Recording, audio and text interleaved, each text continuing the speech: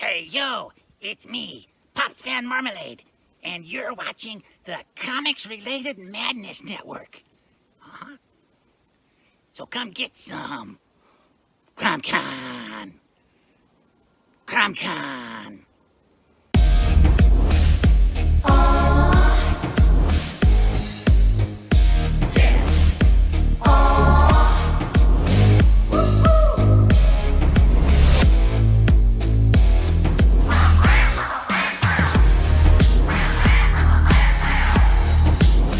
Your favorite podcast, it's Critical Blast. Hi, this is Tim TK, host of That Silverline Show on Tuesday. Join us at 11 p.m. Eastern, 8 p.m. Pacific every Tuesday night as we discuss pop culture and the joys of making comics. And I'm Scott Wakefield, host of Silverline's Wednesday Wham, where we talk about comic books and all kinds of great storytelling, sometimes with incredible guests. And we want you to join us Wednesday nights from 8 to 9 p.m. Eastern. We'll see you there. I'm Roland Mann, and I host Silverline's Silver Sunday. Join me every Sunday at 8 p.m. Eastern as we make mine Silverline.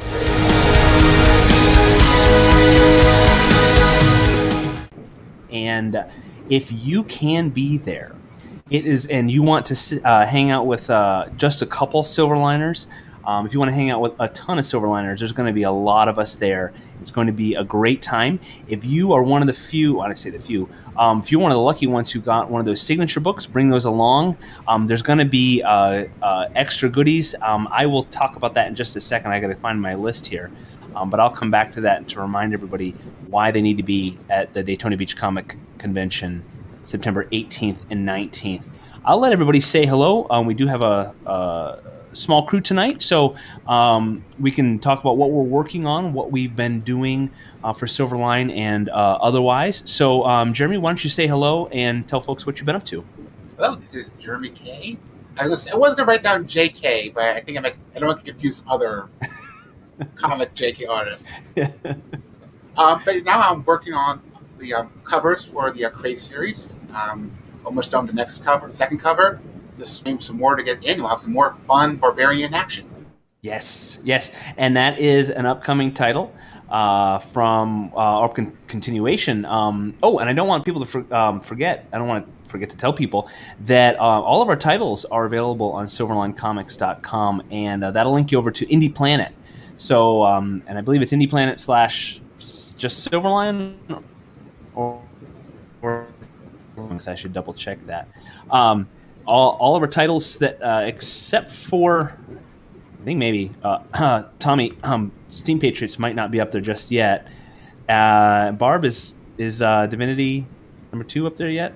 I actually don't know. I haven't checked either. I haven't checked. Just about all of our titles are available. If you want to know more about creators and titles, SilverlineComics.com has some great information, and we always have we're always updating with our blog series and background and information about our creators and the creative process. So when you get a chance, SilverlineComics.com. All right. Hey, and Barb, why don't you say hello and tell folks what you've been up to? I'm Barb Kjellberg, longtime inker, short-time writer, and colorist. I am currently inking Cat and Mouse #4, coloring on another issue of Sirens, and I am working currently on the Christmas special for my own book, Divinity, which is just finished issue #2 Kickstarter, and like I said, working on a Christmas special. I am the creator, co-writer, inker, and colorist on that. Yes, and you have your Divinity series has been wonderfully received, award-winning, and you've done a great job with your storytelling and all the art associated with it. And the Christmas series, I don't know, that might be you might be just revealing some secret information that's coming out with snippets of what's that? Oh, oops! No. Everybody, forget I said anything about Christmas. No, I don't. I'll take the blame for it if we're going to get in trouble. So yeah, because I like giving that sort of stuff out for our diehard fans that join us on Wednesday night. Yeah, there's going to be some bonus material coming for a bunch of our titles. So that'll be out sometime. We'll have more official news on that. And Barb, you're all over the place with creating, both of you. I am presently putting the finishing touches with my editor. Dan Hosick has been helping me edit Steam Patriots. So Steam Patriots number 2 will be. It's in the process. It's this close to being done, and that'll be down the line. And the Silverline title lineup just keeps growing and growing and growing, which is awesome. So I can't say it enough. Head over to silverlinecomics.com. Check us out on Facebook and Instagram and wherever else I believe we are to stay up to date and see what we have going on. Our show, usually we try to stick to our topic for the first about an hour or so, and then we transition, usually as it fizzles out, we get into the free-for-all and talk about what's coming up, and what we've been watching, what we've been enjoying, what we've been consuming. So if anybody, again, if you're out there, you've got shows you've been watching or enjoying, or shows you've absolutely hated, throw them in the comments, and we'll try to respond to those. So let's get to our topic. Now, Barb, you came up with this one, and this is a great one. We're going to talk about the buddy cop genre. I don't know if that's quite a genre, but that way of pairing two characters together, and they're not always cops, but it usually works for. That's where it kind of came from. Two characters together that are usually kind of the antithesis of each other. They're either personality-wise or they're style-wise or the way they do things. Usually they're a little different, right?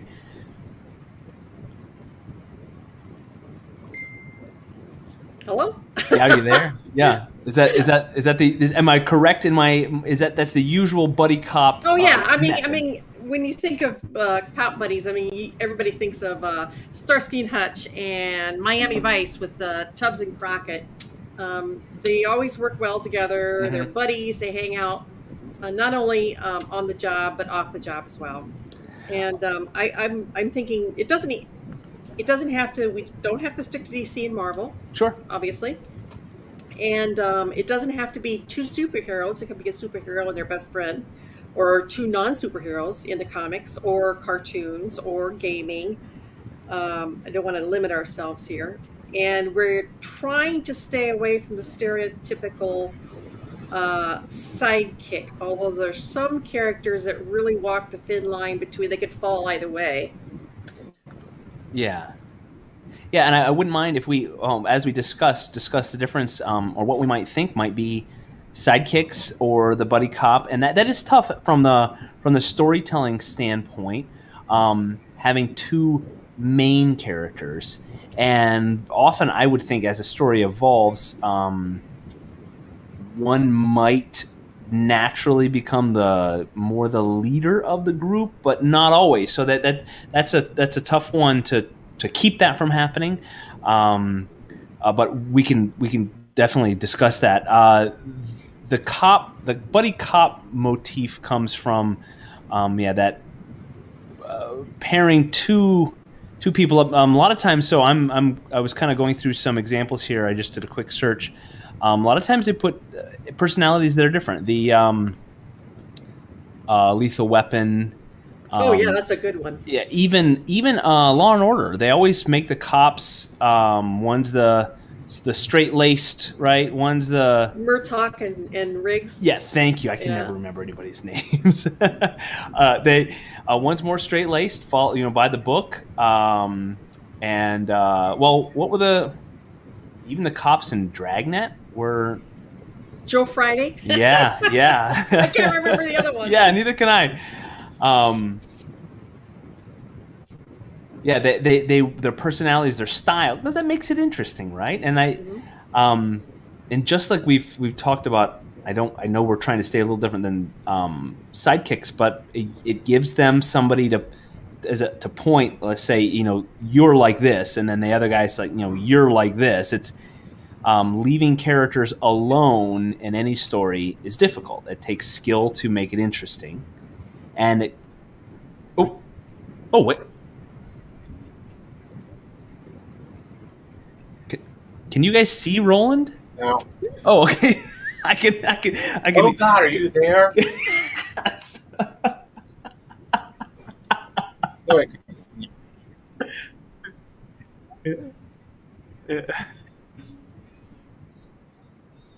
Oh. Oh.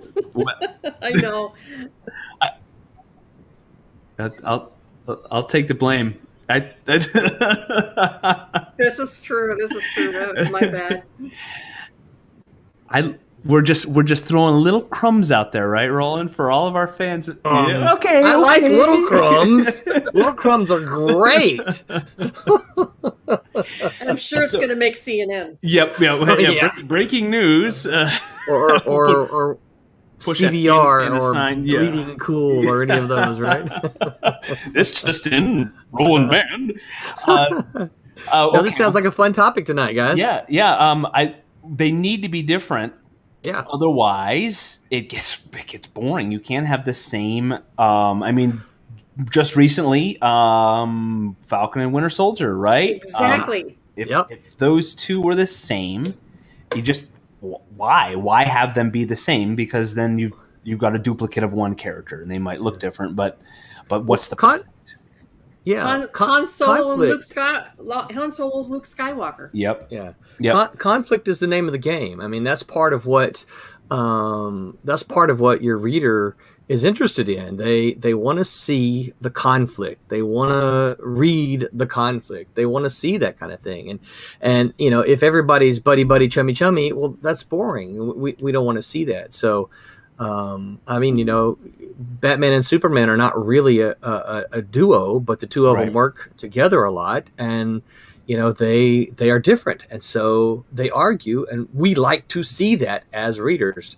That's the kind of thing that we like to see. So, yeah, if you're a creator, I would always say, purposely, create one, and then purposely make sure the other one is different. Right. Even if in your brain you're like, well, I want them to be this way. Well, if you look at your first character and they're too similar, well, you got to purposely go in as a creator and make changes so that they are different, so that you can have that conflict. And there's a big difference between the cop buddies and a sidekick, because Yes. the sidekick is there to either be a mentee to learn or to have somebody that the hero can expound to Right. for the Mhm. audience, so that it doesn't have to face the camera and says, "This is what's happening," and he can be explaining it to his sidekick too, and treat the sidekick like an idiot as he's actually educating the audience as to what's going on. And when you have the them on par, when they're not sidekicks, it creates another level of tension where they can give it, one can give it back to the other, and they're not always fighting. I mean, they might be getting along, but when they're on par or when they're on the same level, it's a different. You don't have a mentor, and then, of course, any good characters, they're going to learn from each other and they're going to teach each other. But the dynamic is different when they're partners. And that creates more tension because you don't know who's going to make the right decision, who's going to have the responsibility for those decisions, and so forth. Roland, you said there has to be conflict within. It's good. You guys have heard of Star Trek, I'm sure. Is that the one with Luke Skywalker? Yep. Luke and Battlestar. Right? Exactly, with the arms. Yes. And I'm sure I brought this up. Tommy, hello. Yeah, I'm sure I brought this up before, but Gene Roddenberry did not want conflict within the crew of the Enterprise, Next Generation Enterprise. He said by the 24th century, they're past that. Wow. And the writers hated that. I did not know that. First couple seasons, they're all mostly getting along on the Enterprise, and everyone hated that because there has to be tension. There has to be some sort of they've got to struggle, and it can't always be an outside conflict. So yeah, a lot of it sounds Star Trek-ly sacrilegious to say that when Gene Roddenberry died, the plot, the feel of Next Generation changed drastically, but it did because he wasn't he wouldn't allow conflict on the Enterprise. And Tommy, you're upside down on my screen. Yep. It's a good look for you. He's pulling like a Dean. He's like he's in a fighter jet. That was like. There you go. Hey Tommy, where are you right now? Can you guys hear me? Yep. Yes. No, you can't. Yes. Oh, you can. Oh, yes. No, I'm on the 408 in Orlando. I heard y'all talking about buddy type stuff, and I wanted to give the ultimate buddies. Yes. You ready? Go for it. Ernie and Bert. Oh, Bert and Ernie. Yeah. Arnold Schwarzenegger and Danny DeVito. Yeah. Oh. Twins. Ernie and Bert. The very first time I realized that there was buddy kind of stuff like that going on. Ernie and Bert. I'm going with Ernie and Bert. Well, I was going to say Mario and Luigi. Oh boy. Oh yeah. Now they. Ernie and Bert way before. Or Tom and Jerry. I know they fought a lot, but they loved each other. They were good buddies. Bugs and Daffy. Abbott and Costello. Abbott and Costello, yeah. Just Laurel and Hardy. Yeah. Yep. But you know, one of the things to note about all these things is that how good they all were, right? Yep. Oh. Tintin and Captain Haddock. Oh my! We're that's really a good. going back that's now. a good. Yeah. That's. You know, has everybody seen the newish? It's probably a decade old. The Tintin movie. Yes. I loved it. I thought it was a great good. movie. Yeah. It's a really good movie. But yeah, Bert and Ernie, they even had strife. They had elementary level. Yeah. They used to argue. They argued, but they resolved it in about 3 minutes, right? and I would say that something like I don't know if anybody watches, but something like Bones, Booth and Bones were a little bit different. Sam and Dean Winchester. You know, but they ended up having a romantic relationship. You know, is there a what show like that with a male and female lead did they not? Because in Castle. And Psych, Moonlighting, and The Mentalist, and Moonlighting. Do they ever not end up together? I mean, I'm not saying it's a bad thing. I'm just saying, do they ever not end up together? I don't know. There was one here recently. I can't remember the name of it. Where it was a female cop, and the male was a mystery book writer, and he was solving crimes Castle. with her.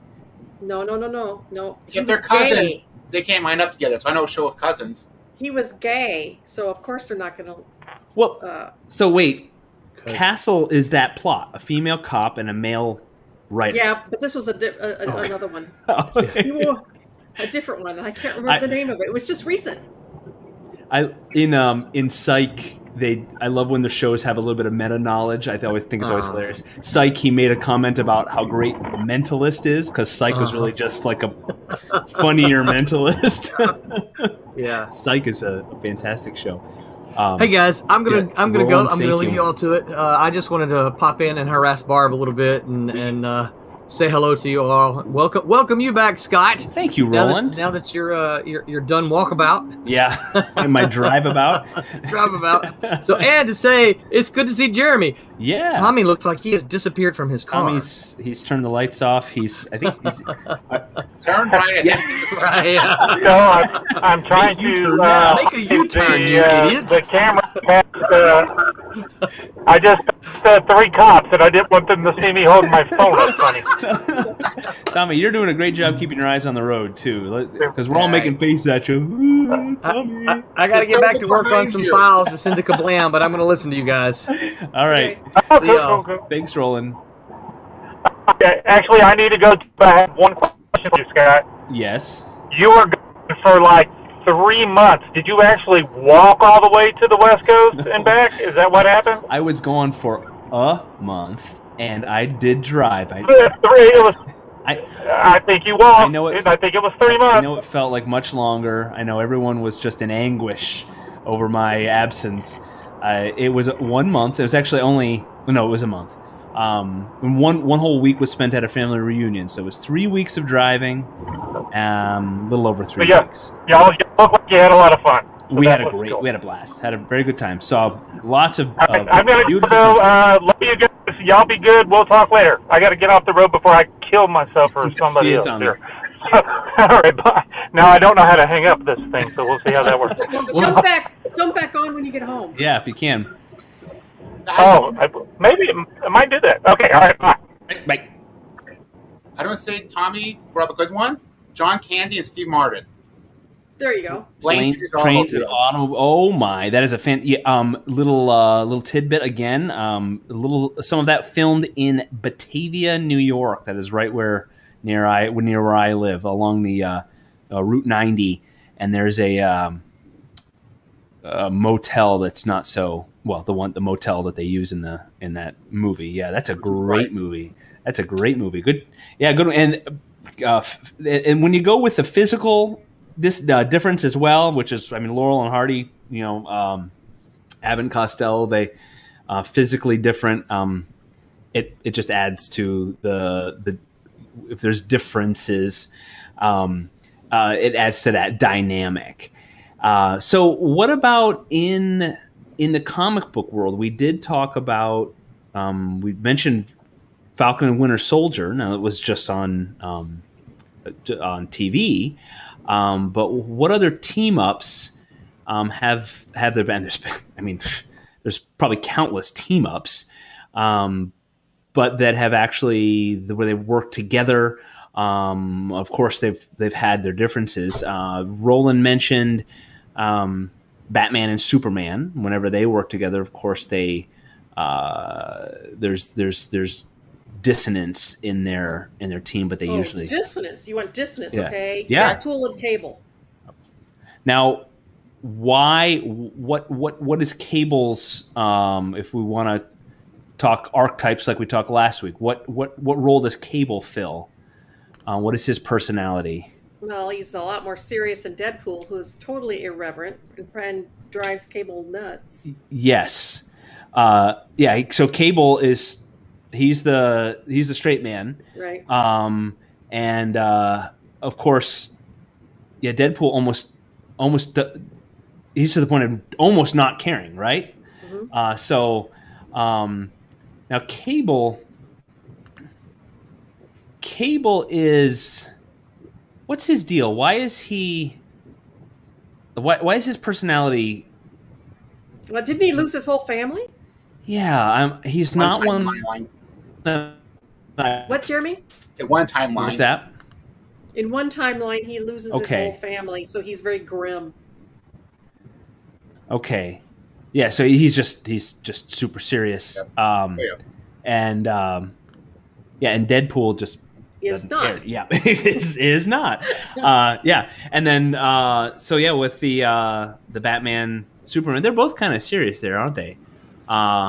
But Superman's more the dark. Yeah.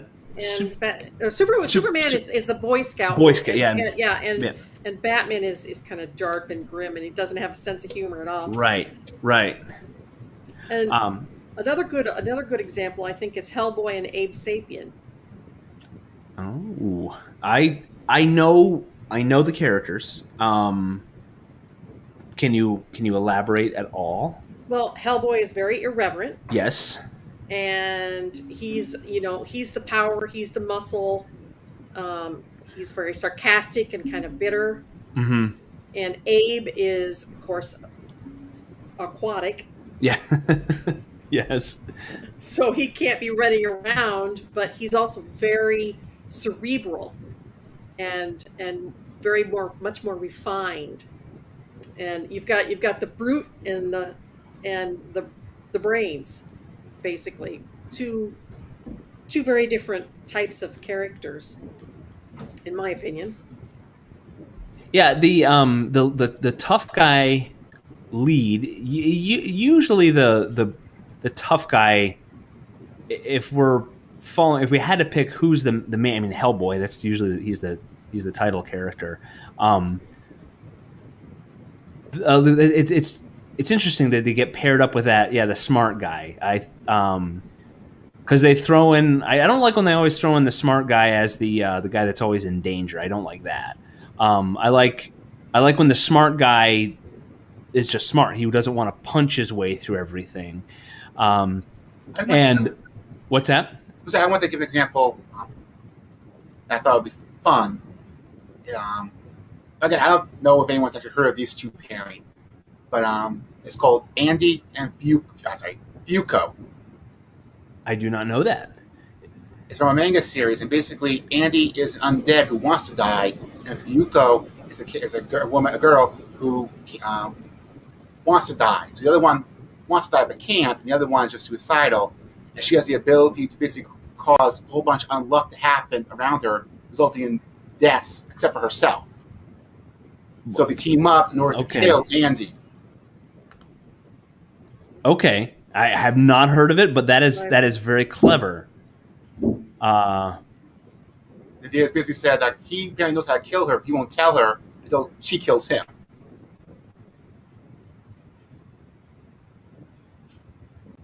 Okay. Andy and Fuko, Fuuko. Yep. So I just love that pairing where one wants something from the other, and basically it's this weird trade that basically ends in both of them dying. The only way for the girl to die is to fall in love from the bottom of her heart with the man.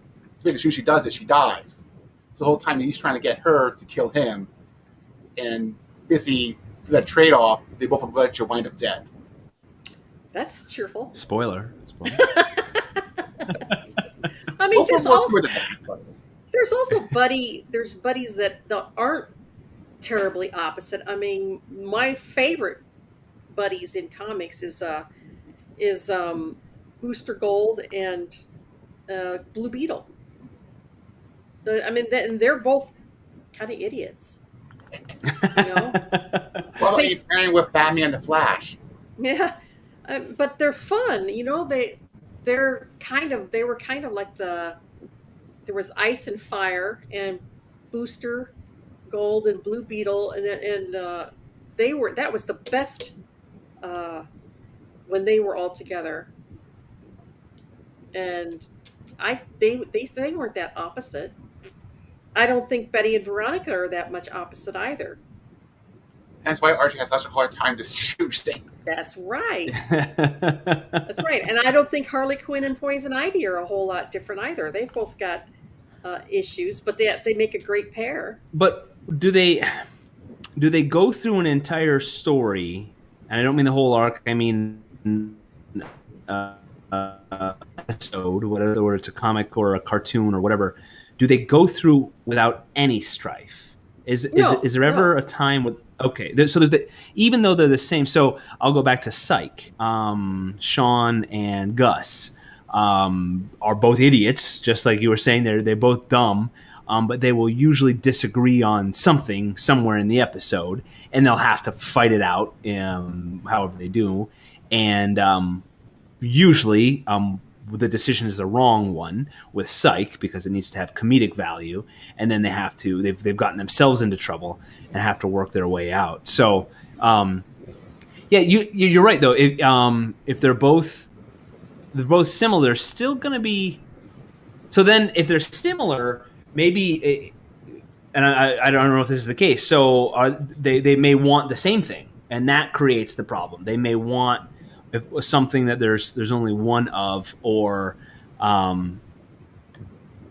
don't know, but there's always seems to be some sort of conflict. There's got to be something.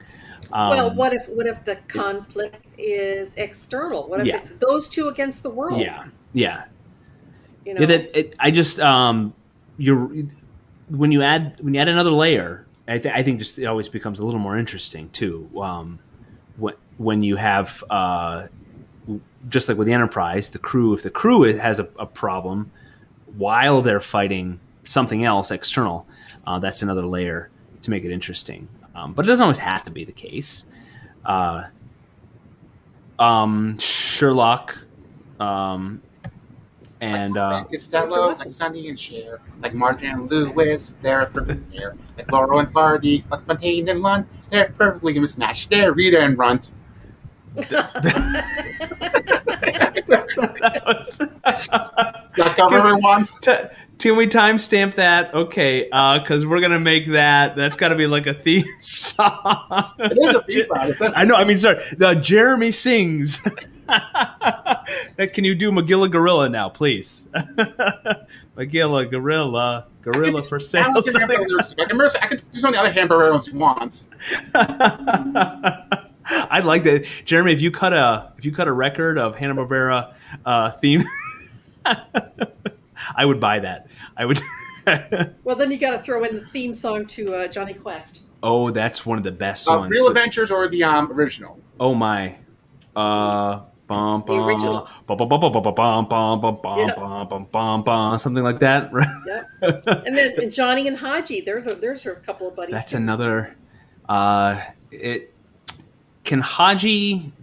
Is he accept? Is that still acceptable? I mean, if they made a movie, can they have Haji as he was then? I'm not sure. I know in the new Jellystone series they have on HBO, Johnny and Haji do appear in it as sort of clerks every now and then. Okay. They don't have speaking lines per se, but they do appear.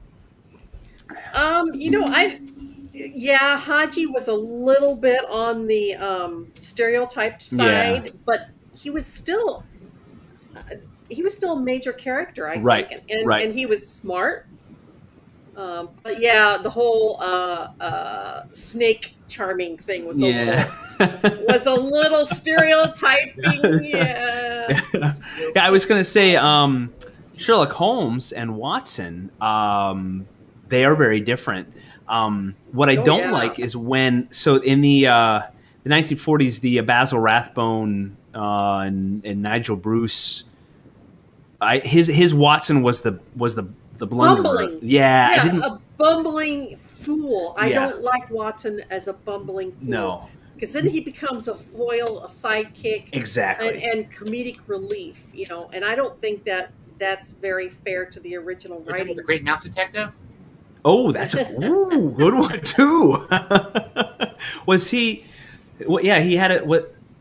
He had a Watson. That one, he was the Sherlock character. I forget his name, but he technically was a little more bumbling, but the Watson one being the more logical one. Right. Yeah, he was more of a Clouseau, like a hapless. That it would still things would work out, right? But his sidekick would keep him straight. But yeah, that's why I really love the Benedict Cumberbatch Sherlock series. Cumberbatch? Cucumber Patch. What was his name? Bunder Blundell Crumblebum. The Sherlock series I really enjoyed because Watson wasn't a buffoon. Yeah, Martin Freeman and did a great Watson. Yeah, it's a great character. I enjoyed that. I can't say I really like the Tony Stark, Robert Downey Jr. Sherlock series. I didn't. I didn't care for those. The low bar for a Sherlock series is Sherlock the 21st century. That's as low as you can go. Anything above that, I say it's okay. Which one was that? That's the one when Sherlock gets thawed out in the 21st century after being frozen. It's a deep cartoon. Okay. And Watson's a cyborg, and I think I did see that, a little bit of it. Remember, Barb, I think you asked last week, is Sherlock Holmes public domain? Mm-hmm. Yes, I did. It's just certain stories, like Tarzan, only certain ones. Okay. That's almost on par with the Adventures of Young Indiana Jones. You remember that from the 90s? That was. But I didn't know that Harrison Ford did make a cameo appearance in that show. Yeah, he bookended. Yeah. I still think it'd be great. At least they did a new one. They were somehow to work that in. That'd be a great way to just get a new, younger actor to play the part, while at the same time keeping Harrison Ford as the Indiana Jones character. Right. Without rebooting it with somebody else. So, did they talk about?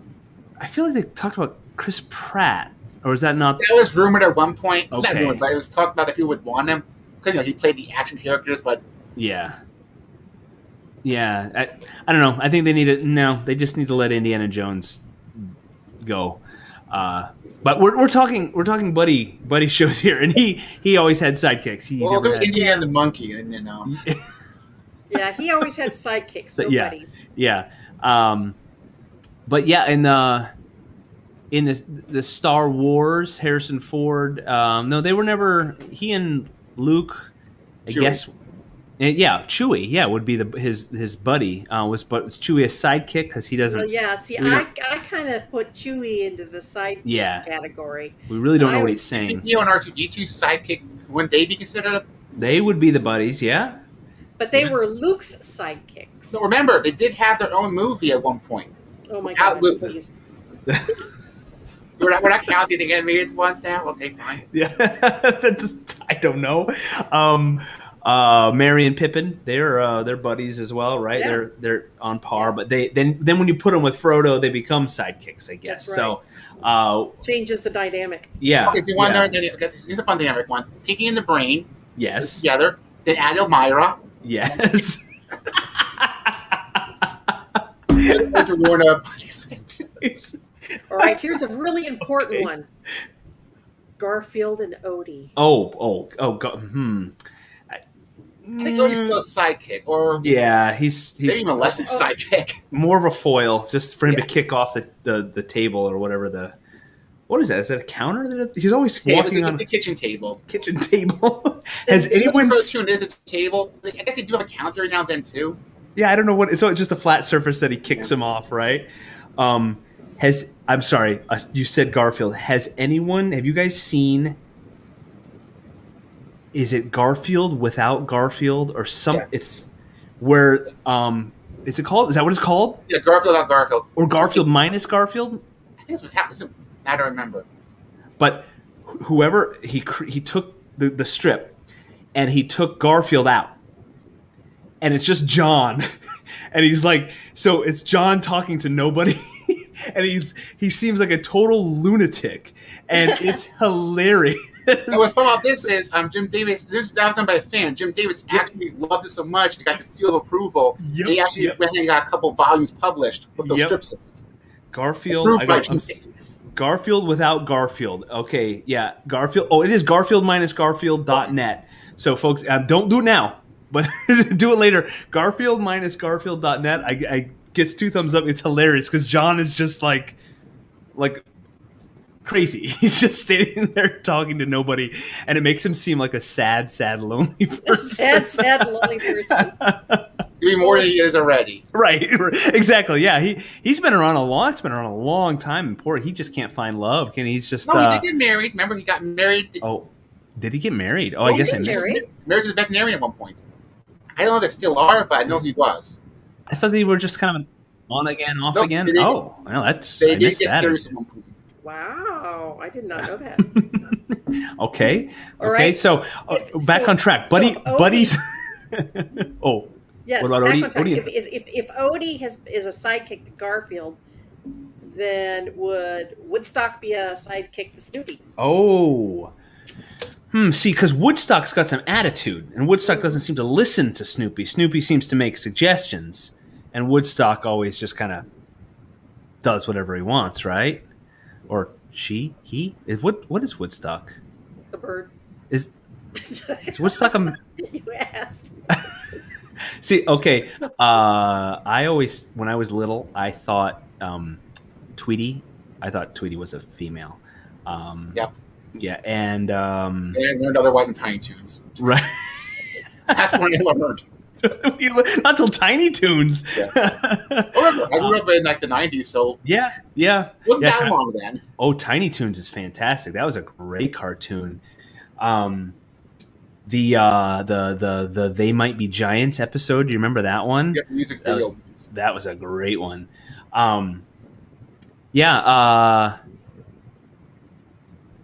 So I don't know. Okay, so let me go one that would be controversial. Scrappy Doo. Oh boy, Scrappy Doo. That doesn't count, Jeremy. I- We're not even gonna pretend Scrappy ever existed. It's Shaggy and Scooby were the buddies. yes, that's a great one. That's good because Not Velma. Daphne also joined them from some adventures as well, without the rest. yes, that's true. Scrappy was a comedic sidekick. Yes, Scooby and Shaggy were the buddy cops. they were, and they were both they were both hapless. Yes, and so in their haplessness, they had to rely on each other, right, the entire time, Yep. and yet somehow they pulled it off, just like Inspector Clouseau. Okay, we're getting close to the end of our first hour. Well, kinda, but I don't want to get too far off track. Let's get back to comic books if we can. Any other team ups where they're not sidekicks? Now, last week, this is good because last week we talked about archetypes. So if anybody wants to go back and listen to our discussion on archetypes, we talked about the roles they fill and how very often pairing up different archetypes makes for interesting dynamics, which is what we're talking about today. Captain America and Iron Man, just like Superman and Batman, you have, and they're not 1-to-1. I don't think that at all. I think they're very different in their own way. But Captain America is the Boy Scout. I'm going to do what's right, and I'm going to stick to it. And Iron Man is the reckless for a while, but when you pair them up, he's the a bit more reckless, gonna go it on his own and do what he wants.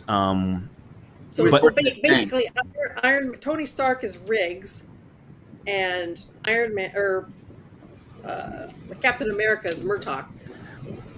Yes, yeah, and it creates problems. It creates tension. They could both be awesome in their own way, and you can see what they want to do, the ends they want to get to, but it creates tension on how they want to get there, and it creates great character dynamics. But they're better together, actually. Yeah. Except the whole Civil War thing that created a bit of a. Let's not talk about Civil War. Which I think is my favorite. Civil War. Really, I don't. I like Winter Soldier too. The movie might have been my favorite. Did you hated Civil War because of the strife or because? Oh, I meant the comic books. Oh yeah, that was. I don't like seeing my heroes hate each other and that much. Yeah, that much at odds. It's disturbing. That's the couple pages of Iron Man and Captain America fighting. We're talking the first incarnation of Civil War, right? Like 2000. What was that? 3? Yeah. It was the Registration Act. 2002, 2003. When who blew up with New Mutants? House of X. No, that's the one where they created the alternate world. Didn't it start when it was mutants, and the mutants were no longer, basically the mutants were now the majority, and the non-mutants were the minority. And after that got reversed, led into the Civil War. I thought, now, what? Where is it that is it Pinball? What's that guy that bounces around from the New Mutants? New Mutants. Oh, I know what you mean now. Yeah, the one who Cannonball. No. Who blew up in Connecticut? He blew up and killed a bunch of people. Oh! I do know that, but I can't remember his name now. And I thought that was part of because that's when they needed to start the Registration Act, because they couldn't have these mutants or enhanced or superheroes or whatever operating without some sort of oversight, and they wanted. Isn't that, or am I mashing up my? No, that's what led into it. Okay. Nitro. Maybe I could look it up, but but that scene when it culminates later on with Captain America and Iron Man kicking the tar out of each other. You're right. That's difficult to read. That was tough, and that's why the scene at the end of Civil War, the movie, with Iron Man, Bucky, and Cap fighting. Wow, that was. And I think I don't know if they did, but I felt like they stole shots directly from the comic book. Yeah, I think the worst scene in that whole movie was when Cap says he was my friend, and then Tony says so was I, and basically Cap threw it all away. Yeah. For one man. Yeah. Yeah, you create that drama, you create those dynamics, you create the characters that you love, and then when they fight, that's good storytelling. That's really good storytelling. What other team ups have there been? And there's Human Torch and the Thing. Oh, they were a duo. It's like they were separate from the Fantastic Four. They're working together for various series. We're being I'm told Cannonball, and I'm told Stephen Brown says Nitro. So we're gonna have to look that one up. Sorry, folks, I'm showing my ignorance here. We're talking 2002, 2003, beginning of the Civil War series and the Registration Act, right? I could be mashing it all together, that you realize that's almost 20 years ago that this storyline was. Yeah. Boy, we're aging ourselves. Jeremy, you say the Human Torch and the Thing, but wasn't Ben Grimm and Reed Richards like best friends?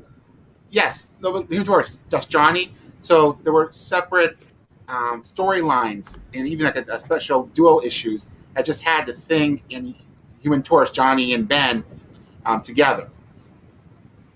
Okay, I didn't know that, but that makes sense to me because I mean, Reed and Sue are off doing their thing, and leaves the brother and the brother-in-law out in the cold. So I can see that where they would be getting together and having fun, go out and having some beers and yeah, and being on par, not as a sidekick.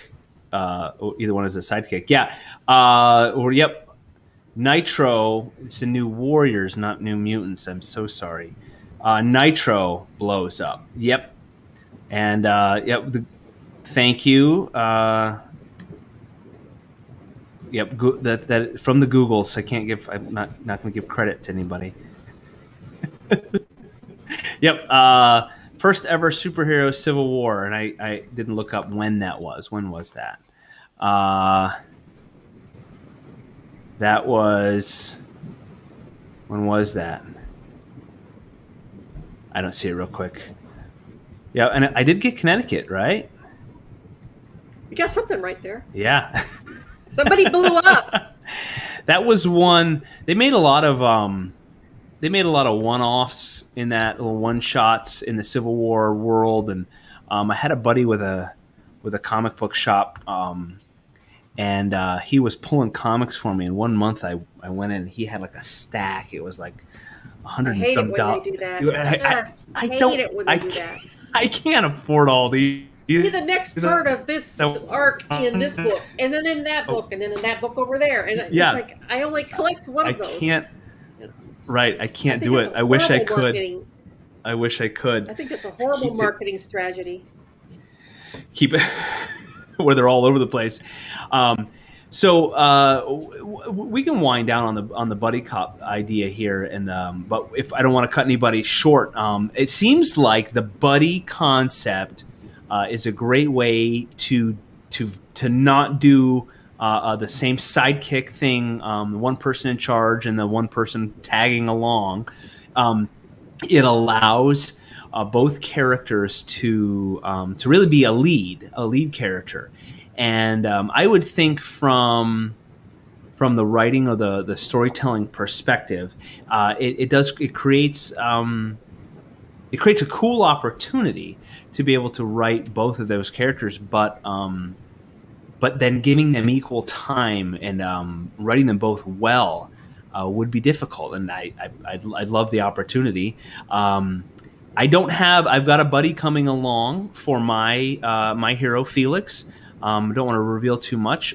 He's not going to be a sidekick, so he's going to be his own unique character that's going to, of course, add to the story. And really, like I keep saying, I don't want to leave my hero alone. He's got to have somebody to talk to. It's not going to be Ben Franklin the whole time. Sorry. So he'll have a new character. And Barb, you've been, I've noticed your heroes, your two leads in Divinity, have their own characters, and neither is the main. I mean, Divinity is the title of the comic book, and Divinity. Zach and Olivia are the foils. Yeah. Yep. And same thing in the comic I create and self-publishing as well. Mm-hmm. Yeah, and who are your characters, and what do they if you want to give us a quick. Yeah, sure. Basically, the whole start of the comic. Basically, the comic itself is about Earth finding out about the existence of aliens. As a result, the treaties form left to import and export of goods, and there's biggest exports of pop culture and media. The aliens just love Earth's imagination, entertainment. They love it that so much that they decide to come live on Earth, experience the Earth life. So my comic follows one alien. She comes from an exchange program to save her host family. She causes trouble with them because all her knowledge comes from comics, movies, games, and so forth.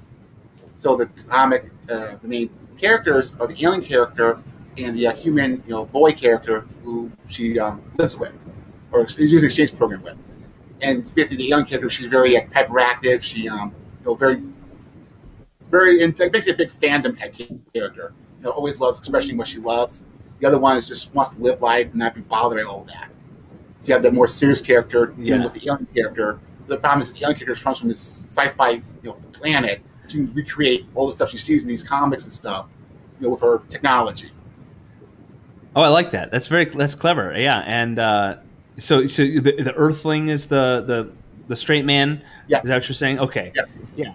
And and it's Earth, right? It's kind of like when someone comes and visits and they're amazed at everything around you, and you're like, well, it's just.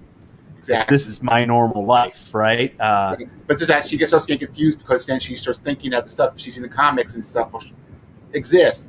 Yeah. If she sees it doesn't exist, she says, okay, you know what? I'm going to make it exist. Okay. It takes out her technology and starts recreating it. I like that. That's very clever. What's the title again? Alien Summer. Alien Summer. The whole thing takes place over the course of one summer. So I like that. It comes to stay for the summer. That's cool. And where can people get that? Right now, I'm still publishing it. I'm in the middle of getting the storefront set up for it to sell online. Oh, perfect. And I do have a small publisher who's going to be helping me. Actually, have a Christmas issue coming out soon, which I hope to have everything ready to start selling online by then. Oh, excellent. Yeah, we'll have to promote that for you because that's fantastic. I love it. Yeah, and your characters that you've got exactly what we're talking about. You've got two buddies that are different. And neither's the sidekick or the hero, right? Yep. I even made sure to do the humans like short and stout, the aliens tall and lanky. Yeah. They got the. I know, they got the Abbott and Costello going on there. I there. even make sure to throw in my running gag is basically working into the comic and the line of dialogue. In each issue, they'll have the who's on first, skit. Oh. Just told in different ways through each issue. That's good. I like that. And I don't feels that the other Silverline titles. If we've got we've a team up. And I missed out on Champion Miss Fury as far as like getting the inside scoop because I was on the road, so I did not get a review copy. Barb, are you privy to its plot? I have not read it yet. Okay. I'm behind on everything. Oh yeah. When you add to real life is kicking my ass. Yeah. When you want to read everything out there, and then the Silverline titles, and like I said at the beginning, the Silverline titles are coming fast, and it's fantastic. But I'm behind on my pull list. I'm behind on my Silverline books. I'm behind on everything. I'm behind on everything too. I'm behind everything. The comics are getting my pull list. I'm like 6 months in. I'm behind on watching Loki. I was just gonna say that we can start. We're hitting 3 in. 9 o'clock. I've only watched the first of Loki, and I did see the first What If episode. So I said the first two. Okay. Yeah, I haven't seen that either. I don't want to spoil much. We can talk a little about that Loki. I'm on the first episode, so I enjoyed it towards the end. Okay. Fun. I don't know. I'm gonna keep watching it. I'm enjoying it a little. It's some. I don't know. There's something I can't quite put my finger on. I'm gonna withhold my judgment and my feelings on it. It's just something. It's very low key. Yeah, you think of Loki a little more, which towards the end it does get. The end towards the end bigger. Yes, that. Yeah. Yes. I think, and this follows with our theme here tonight. I think Falcon and Winter Soldier was really well done. It was interesting. They played well off of each other, and currently, I think on TV they are the best buddy cop duo on TV, or was on TV, because Yeah. it ended. I would like to see a Black Widow and Hawkeye team up, because I think they're great in the Yeah. comics. They're best friends in Yeah. the comics and in the Unfortunately, movies. I think we're I getting think more Black Widow at this point. Yeah. No. you know, I would like to see them go back and do the Budapest storyline in a Well- short story, like they did for a 6-episode. Disney thing. and Scarlet are they're not on the getting along. outs. Yeah. I know. So don't know about that, but I did see, and I didn't read the whole article. I read a quick blurb from one of those clickbait kind of pop culture sites that Captain America 4 has been green lighted apparently with Sam as Cap. Sam is Cap. Yeah. So, but that's about it. They just talked about the Falcon and Winter Soldier show, of course, leading up to him being reluctant about taking up the shield, and that I liked that story as well. And I can't take full credit for this because it was one of my buddies, my buddy Kyle. If you're out there, Kyle, we were talking about it. He said where Sam is reluctant and disillusioned now, and hopefully he will grow to not be disillusioned as a superhero and as Captain America, whereas Steve kind of went from starry-eyed and then got a little disillusioned at the end and had to make some adjustments about right and wrong, black and white, and those sorts of things. So it's interesting how one story went this way and one story is going opposite with the character growth. At least I think so, and I could be wrong, or Kyle could be wrong. So it's Kyle's thought process there. Speaking of Captain America buddies, the What If one with Captain Carter and Steve Rogers. Yes, that was a fun one. It was good. It was really fast paced. I mean, the amount of storytelling that they crammed into 30 minutes. They try to assume that you already know what happens. I mean, that's like the actual What If comics. Right. They can't tell the entire Dark Phoenix saga. Right. What did you? But they do anyway. Right. And the who said it that animation has an unlimited special effects budget? I don't know but Captain Carter and her butt kicking way outdid anything the movie Captain America could do. I'm sure they could have, but the amount of bodies that were just flying and she was throwing and punching and flinging and I haven't seen it yet, but that sounds interesting. I'm really hoping for a good Captain America crossover with Carter, with Sam, with Tom Steve. You have all the multiverse now. All three of those come together. One big. That'd be cool. That article I read hinted at Steve being in it somehow, or not in this, but still coming back. Here's a question: I haven't seen it yet. Is Steve Rogers? Is he wimpy Steve Rogers, or is he bulky? Oh, in the what if? There is a twist to it. There is a twist. Yeah, that lets him allow the fight. Interesting. Yeah, okay. Yeah, it was clever. It was very clever.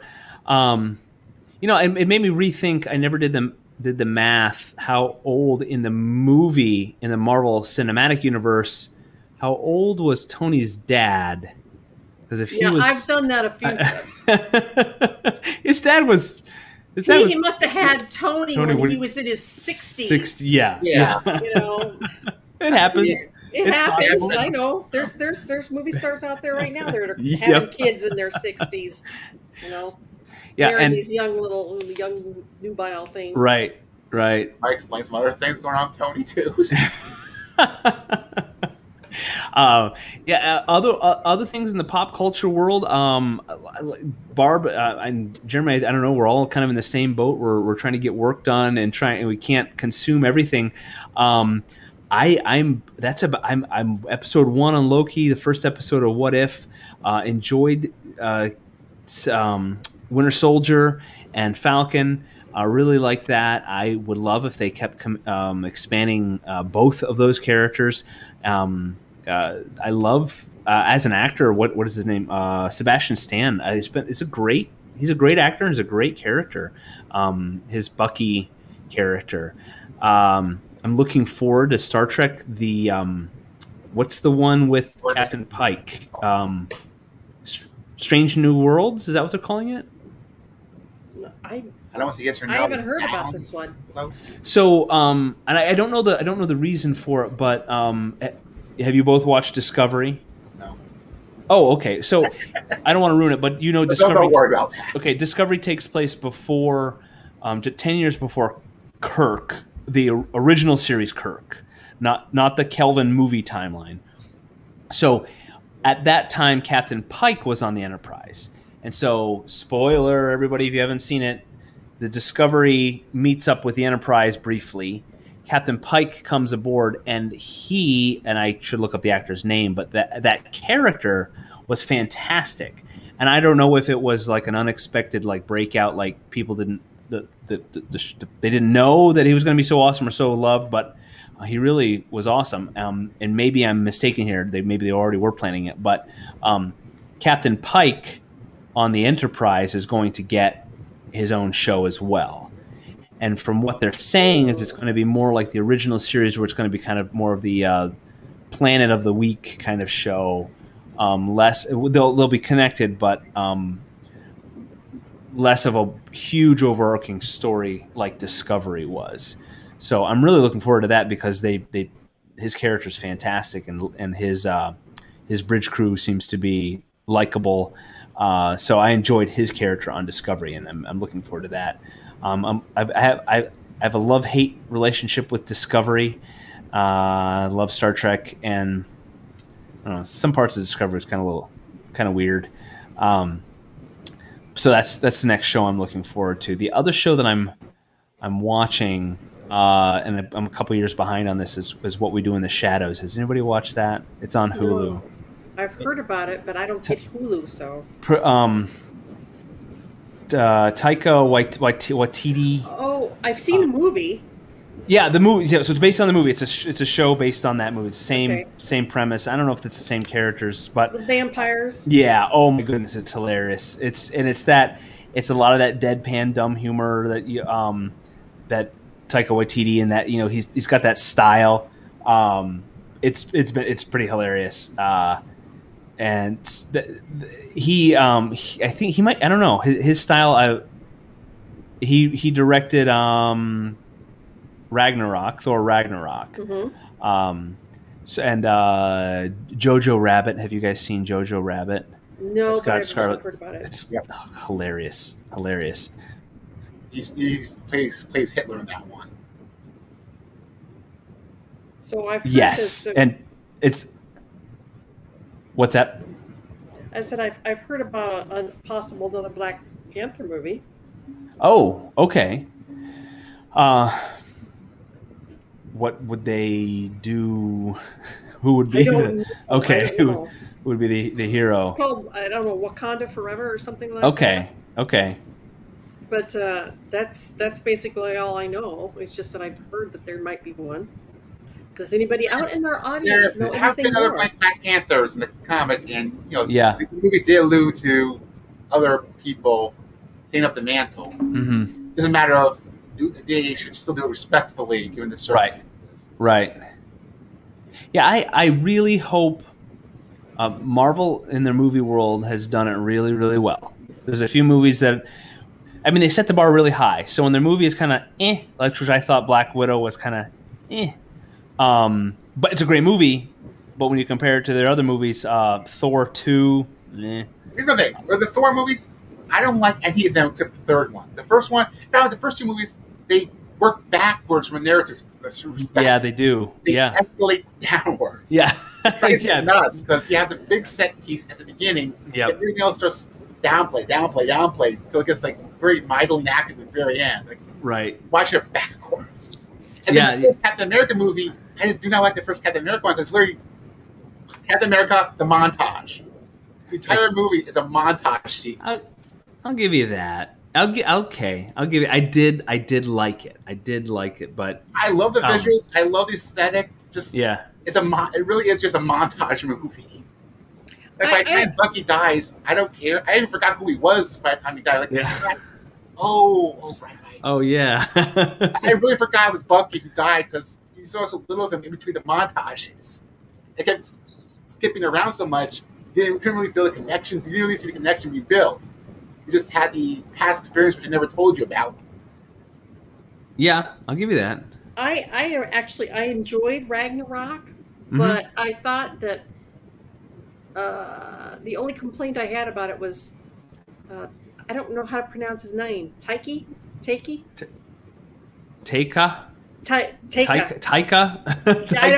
Taika Waititi? Yeah. He threw a little bit too much humor into what was supposed to be a serious situation. You know, their world was destroyed. Yeah. And he had way more humor than I thought was appropriate for the situation. And he has a tendency to be a very humorous person. Yeah.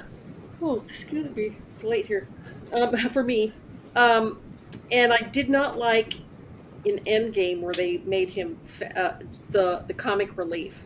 Yeah. I thought that was a disservice to the Thor character to make him a tubby drunk. Stumbling, bumbling bum, and that really did a disservice to the fans of Thor. Well, that came part of the Endgame movies, not part of the actual Ragnarok. Right. I know. I'm talking about two different movies here. Okay. Sorry. But you see, Ragnarok led into Endgame, and then then he lost everybody because not only did he lose a bunch of people on Ragnarok, but then at Endgame he ended up losing. They escaped in the ship, right? And then Endgame, they're in that same ship, the Statesman, when they get attacked by Thanos, and so then he loses even more people and his brother. So that turns him into this. That turns him into this stumbling drunk. All of his hits that he took with Ragnarok and Endgame, and I thought that was a disservice to the character of Thor. I agree. I think it does make sense, that progression, because if you lose someone close to you, you do get a little depressed. If you lose an entire civilization that you grew up with, you would be very depressed then. So it does make sense from one perspective. I do agree with you. Yes, I do agree with you, at least for his character. It's a little weird to see him have that. I think it was very OOC for out of character. I think it became comical. That's the problem. It was too comical. Like, we're gonna laugh, ha ha ha ha ha. Life's tough for Thor. Oh look, it's Fat Thor, ha ha ha ha. Yeah, ha ha ha. And then suddenly his armor and his uniform comes on, and he fits in it, and away he goes. Yeah. It there was no transition, and it was too comical. I'm sure Chris Hemsworth didn't mind because he didn't have to sweat and be so cut for the movie that we're on those movies when they have to be so cut that all their muscles show. They're actually dehydrating themselves. So I'm sure he didn't miss that part. Putting the Thor character aside, I do think Chris is a very good comedic actor. Right? Oh yeah, he is. Again, putting the Thor character aside. Yeah. Honestly, I was more bothered by how they treated the Hulk. That was what I was more bothered by. And in what? In what way? Just the characterization. Like, they move too fast to get to that smart Hulk in the second movie. Yeah. And we go from the Ragnarok one, Hulk is in control. He has the authority over Banner. All of a sudden, comes this wimpy character. Like, one movie, he's suddenly, I'm the strongest. I'm going to fight everyone I can. Then suddenly, I'm too scared to come out. Right. And then all of a sudden, now we get along with each other in harmony. Like, 3 different stages. Inconsistent. Yeah. And missing between each stage. And then Hulk ends up doing nothing in Endgame, right? Yeah. He won't even come out because he's scared. He got scared because he got beaten that one time. Yeah. It's not seem right for his character. Right.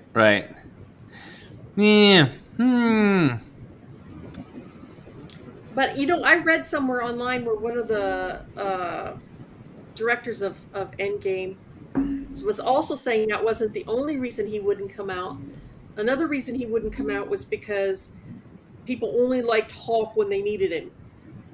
And so not only was he upset about losing to Thanos, but he was upset because they only wanted Hulk when they could use him.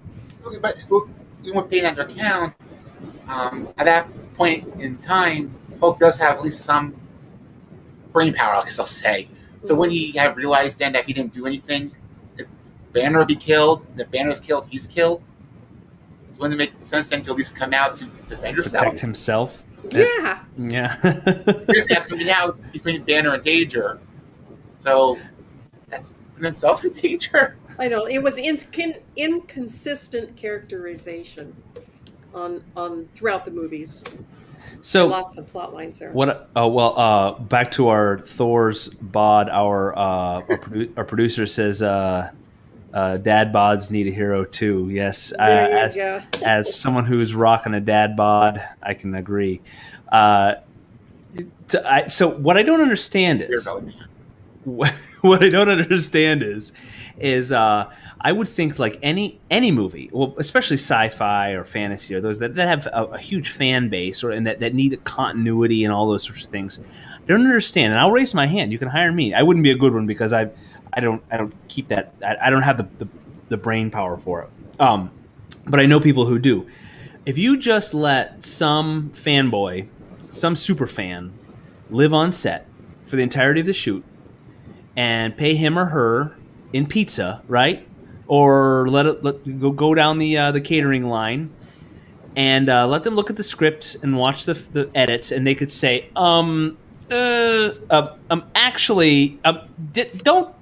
shouldn't they? I think every movie studio an issue something or other back in 1986. Exactly. This would not have fit continuity. No. If you'll recall. Yeah, exactly. They don't even need to pay the guy. Put. I keep saying the guy, the individual. Put his or her name in the credits. Continuity, fact checker, whatever the actually guy, and let him live on set for however long it takes to film the movie, and movies would be infinitely better than they are now, because then they wouldn't have people nitpicking. Actually, there's no way. There's always going to be a nitpicker. There's a fun anecdote I heard of one of the podcasts I was listening to. Some of the people who worked on MASH, they did this one episode based around this news article, really bad things, like one of surgery things. Yeah. A few seasons later, someone picked up a similar article, and they forgot they did the previous one, so they went ahead and did an episode that's basically the same one as the earlier one, not realizing they're doing the same episode twice. And the actors didn't even realize it? No one on the set realized it. And they're basically almost done with shooting before someone finally picked up on it.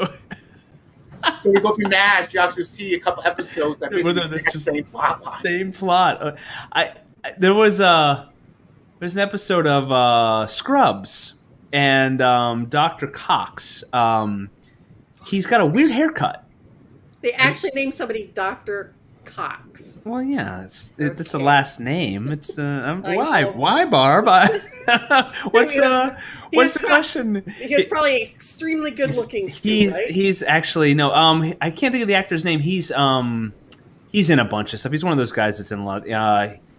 In Office Space, he's the guy that says, "What would you say you do here?" That I don't know what else he's been in, but he's got a weird haircut. Like it was from one episode to the next, his hair changes completely, and then the next episode, his hair's back to normal, and then later down the line, he shaves his head for a reason, and I checked. Did I watch him out of order? No, somehow I don't know why. Because they never addressed his haircut in that one episode. So I always wonder. Superman mustache up, basically. Yeah. I never understand. I don't understand. I'm surprised when you got a budget that big and those things happen when you have so many people. It always makes me feel better about any any project I'm working on, anything I'm working on, and there's I know I can't be. I'm dealing with the American Revolution in my story, and I've not hit it big time enough for nitpickers to be out there. I'm sure someone will find something. There's got to be. But I was watching James Bond, all the James Bond series, the whole movie, all the movies were on Amazon, and Amazon has that they call it X-ray or something where you can on your TV you can click and it'll bring up behind the scenes stuff for not everything, but on the computer, if you leave your mouse over to the side of the screen, it'll scroll through as the movie's going, and the James Bond movies are just riddled with mistake after mistake after mistake, and I think these were just about their entire life. The Bond movies are just about the biggest movies when they come out. And in the 60s and 70s they're huge movies, and the number of mistakes that are in them is staggering. And they don't get, the budget doesn't get much bigger than James Bond, at least for a long time it didn't. So it makes me feel better about anything that I create, and I know I can't achieve perfection. And if the major studios can't even achieve perfection, well then, okay, I'm going to be okay. So that's why they call it suspension of disbelief. Yeah. Well, I'm talking like here's one. I had this one taped off of television, so I've seen this one 100,000 times. Is Indiana Jones and the Last Crusade? In this transition from River Phoenix, where he puts the hat on and then lifts the hat up from young to old, and he's in the rain. They're on a ship. Harrison Ford has blood coming out of one side of his face, and then the camera angle changes, and then comes back. He's got blood coming out of the other side of his face. That's the stuff like somebody needs to say, "Wait a minute," or like the cup on the coffee cup on Game of Thrones, right? Like who's the car in Lord of the Rings? The Hobbit. I have it. Lord of the Rings. Yeah, the car. Yeah. Yes. What movie was? Oh, all the Halloween movies are supposed to take place, or the first one was supposed to take place in Indiana, right? I think. Mm-hmm. And all the license plates on the cars say California. I've seen a lot of stuff. I will say it is fun when the movies acknowledge. Oh yeah. There's a like Young Frankenstein with the hunch moving back and forth. Yeah. Yes. Even Disney with their Emperor's New Groove, where the characters are chasing the other ones, and then somehow they get in front of them, and neither party knows how they pass each other. So it can be played for laughs in some situations. Oh, yeah. Yeah, so I do like when shows will have that meta knowledge of a goof up or something that doesn't make sense. What was it, Iron Man 2 when Don Cheadle took over as Rhodey? What's his line or something like that? It's me, get over it, something like that. Because it was a little wink, wink, nudge, nudge. Yeah, who was the other actor? Who's the first? Can't think of his name. He was just in that TV show too. Shoot, I can't remember his name now. Terrence, yeah. Howard. Oh. That reminds me of one of my favorite ones, the Disney George the Jungle movies. Oh yeah. If you ever see the sequel. No. It starts off in one of the most funniest ways. Basically, you have the after the intro, you have the narrator, saying up the story. You see the George character swinging through the jungle. All of a sudden, the narrator stops the narration and says, "Hey, wait a minute! You're not Brendan Fraser." The actor turns and says, "They couldn't afford him." Oh yeah. It's just the perfect delivery. It's just such a great fourth break, and it works for George the Jungle too. Yeah. In On Her Majesty's Secret Service. Sorry to keep beating the James Bond drum here. I need Dean here with me.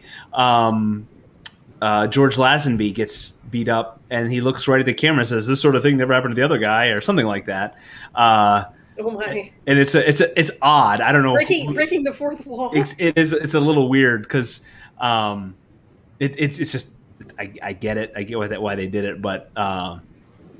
It's a little odd for the James Bond movies, which that's not my least favorite. I think Moonraker might be my most hated James Bond movie. But I say all these things because because I know someone's out there with their Wednesday night bingo, which characters we bring up, and I have to bring up James Bond and Star Trek. Star Wars. We have to bring up Star Wars. We do bring up at least one Star Wars episode. And I have to bring up Robert Downey Jr. every. Yes, we know your crush, Barb. We won't tell anybody. Nobody knows. It's such a secret. One fun meta one I love is it's not that it's a continuity mistake, just that it's them acknowledging continuity. There was a Rocky and Bullwinkle episode where Boris is going to when Pat and Boris want to dress up to fool them, and they basically decide, why are we even bothering at this point? They never realize it's us. They haven't seen us in person. Right. So it goes up with these guys, and they don't recognize them. Right. I recently found myself in that same situation, a continuity situation. I was inking a page of Cat and Mouse, and there's a character, the Widowmaker in Cat and Mouse, and she's got a gem for one eyeball, right? She's got a gem in one eye and a regular eye in the other eye. And I'm inking the page, and all of a sudden I realize that I've inked the entire page with the gem in the wrong eye. Oh no! Yes. The great one I'm doing. I'm not sure if everyone will get mad at me for mentioning this, but one of the characters, every couple of pages, he loses a shoe. Like he was wearing a boot on one page. Next thing, I was wearing like a sandal, then a boot again, then a sandal. And it's all one scene, by the way. Just do a quick change of his shoes. Nothing wrong with that. That thing that happens in a James Bond. He comes out of the water. I don't remember which movie, but he runs out of the water, and from the beach to the shoreline where he gets in a car, he has changed shoes. So if James Bond can do it, your characters can do it too. You know that Back to the Future thing where he had this scene with not Michael J. Fox, the one he had before when they filmed him, but in one scene he was wearing the jacket, the other one he wasn't, because he had the footage from the old actor. He had his name, but they couldn't film a part of it, or they included it in the film, in the movie. So as a result, the old actor. What is it? He's got an odd name. His dad that played George. No, right.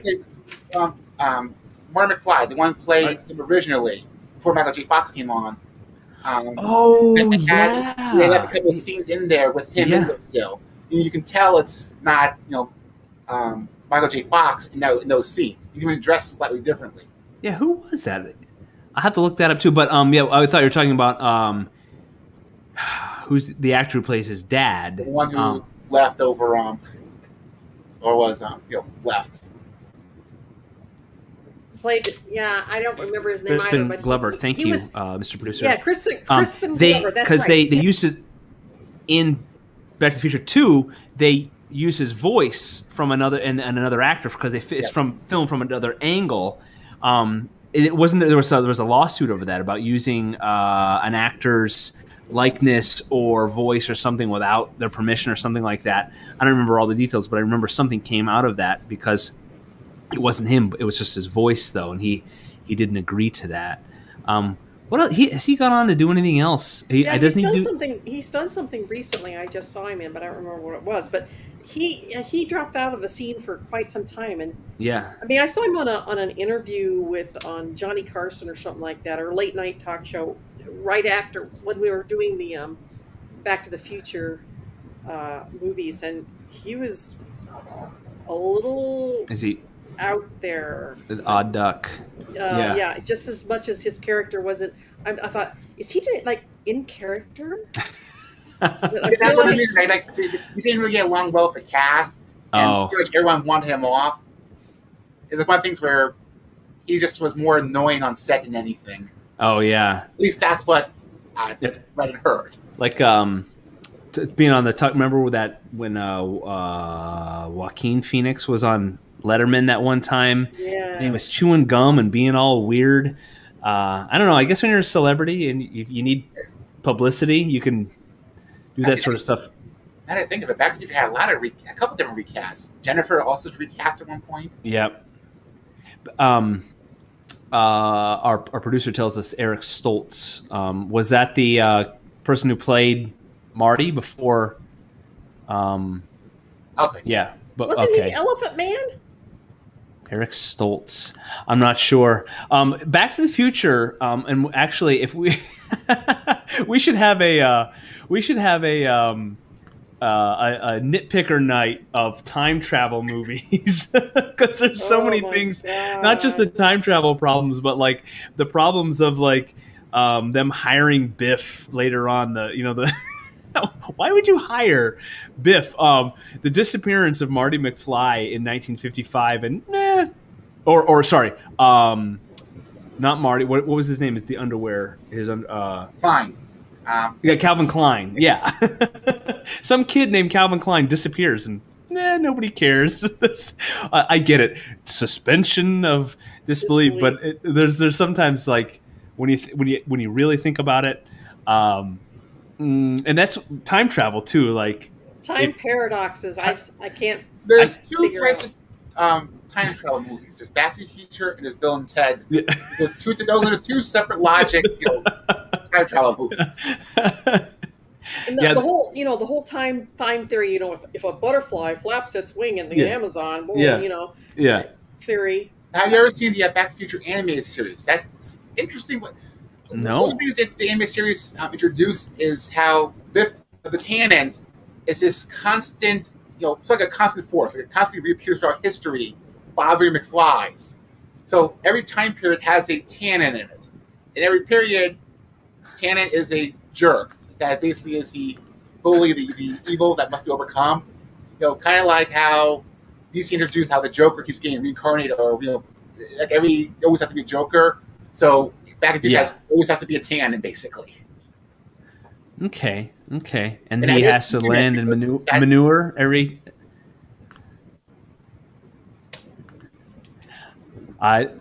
Jeremy, I think I lost your. Are you still there? Yes. Okay. All right. Well, we are getting to the end of our show here, so I want to give everybody a heads up that if you want to say your parting thoughts, start composing those before we say goodbye. I'm going to thank Daytona Beach Comic Convention. It is DaytonaBeachComicCon.com. That is September 18th and 19th, and for all of our Silverline fans out there, there's going to be a slew of Silverliners at the convention, and we're going to have all of our comic books, and we've got extra goodies, and we are going to be willing and happy and able to autograph and mark your calendars, folks, and go to Daytona Beach Comic Convention Facebook page and make sure you're following and liking, subscribing on all those sorts of things. You know the deal. Here's what's going to happen. The first 250 attendees are going to get Silverline posters. We're going to have Daytona Beach Comic Convention Special Edition comics, and I know that does include a special Steam Patriots comic. I can speak to that personally. We're going to have creator signature cards. Special Divinity one too. Okay, excellent. Yeah, I don't know about all the rest of the titles. We're going to have Special Divinity, Special Steam Patriots, and random creator signature cards, and they might even have our faces on them. I can't. I'm boggled. So September 18th and 19th is going to be lots of us there. If we could meet you there, we would be exceedingly happy. And we also, Silverline's everywhere. We're at silverlinecomics.com. We're on Facebook. We're on Instagram. We're on LinkedIn. We are elsewhere. We have a podcast.